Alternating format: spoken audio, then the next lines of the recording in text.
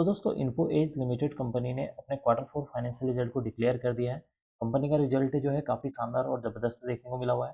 Company ने अपने result को डिक्लेयर करने के साथ ही 3 रुपये 60 पैसे पर इक्विटी शेयर के हिसाब से डिविडेंड देने का भी अनाउंसमेंट कर दिया है। यहाँ पर मैंने जो रिजल्ट ओपन किया हुआ है ये कंसोलिडेटेड रिजल्ट है। इस रिजल्ट में हमें अभी केवल 3 सेक्शन पर फोकस करना है। पहला है मार्च 2025 का रिजल्ट, सेकंड है यहाँ पर दिसंबर 2024 का रिजल्ट और थर्ड है यहाँ पर मार्च 2024 का रिजल्ट। इन 3 सेक्शन पर अभी हमें फोकस करना है। तो सबसे पहले बात कर लेते हैं कि इस क्वार्टर में कंपनी की कितने करोड़ की रिवेन्यू जनरेट हुई है। देखिए इस क्वार्टर में 749 करोड़ की रिवेन्यू जनरेट हुई है। प्रीवियस क्वार्टर में देखेंगे तो 722 करोड़ की और प्रीवियस ईयर मार्च 2024 में 657 करोड़ की यहाँ पर रिवेन्यू जनरेट होती हुई नजर आई है। इसका मतलब कि कंपनी की जब हम रिवेन्यू को year on year wise compare करते हैं तो कंपनी के रिवेन्यू में अराउंड जो है 14% की जंप देखने को मिल रही है, जो कि इसके लिए एक पॉजिटिव पॉइंट है। बात कर लेते हैं कंपनी के अदर इनकम के बारे में। इस क्वार्टर में कंपनी की 520 करोड़ की अदर इनकम जनरेट हुई है। प्रीवियस क्वार्टर में 187 करोड़, प्रीवियस ईयर मार्च 2024 में 151 करोड़ की यहाँ पर अदर इनकम जनरेट होती हुई नजर आई है। इसका मतलब कि इस क्वार्टर में कंपनी की जो अदर इनकम है उसमें भी एक अच्छा खासा जंप देखने को मिल रहा है, जो कि इसके लिए एक और पॉजिटिव पॉइंट है। अब हम बात कर लेते हैं कंपनी के खर्चों के बारे में कि इस क्वार्टर में कंपनी ने कितने करोड़ के खर्चे किए हैं। देखिए इस क्वार्टर में कंपनी ने 538 करोड़ के खर्चे किए हैं। प्रीवियस क्वार्टर में 486 करोड़, प्रीवियस ईयर मार्च 2024 में 469 करोड़ के यहाँ पर खर्चे देखने को मिल रहे हैं। इसका मतलब है कि कंपनी के खर्चों को जब हम year on year wise compare करेंगे तो इस क्वार्टर में कंपनी के खर्चे बढ़ते हुए नजर आए हैं। कंपनी के खर्चे क्यों बढ़े हुए हैं? क्योंकि कंपनी की यहाँ पर जो रेवेन्यू है उसमें या सेल्स है उसमें एक अच्छा खासा इजाफा देखने को मिला हुआ है, जिसकी वजह से कंपनी का यहाँ पर जो एक्सपेंसेस हैं वो भी यहाँ पर बढ़ते हुए नजर आ रहे हैं।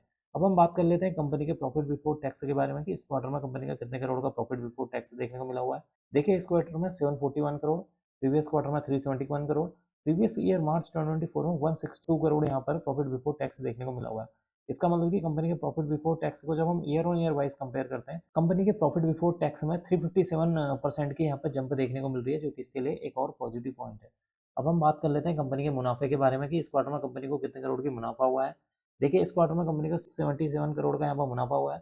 प्रीवियस क्वार्टर में गए हैं तो 288 करोड़, प्रीवियस ईयर मार्च 2024 में 87 करोड़ का मुनाफा देखने को मिला हुआ है।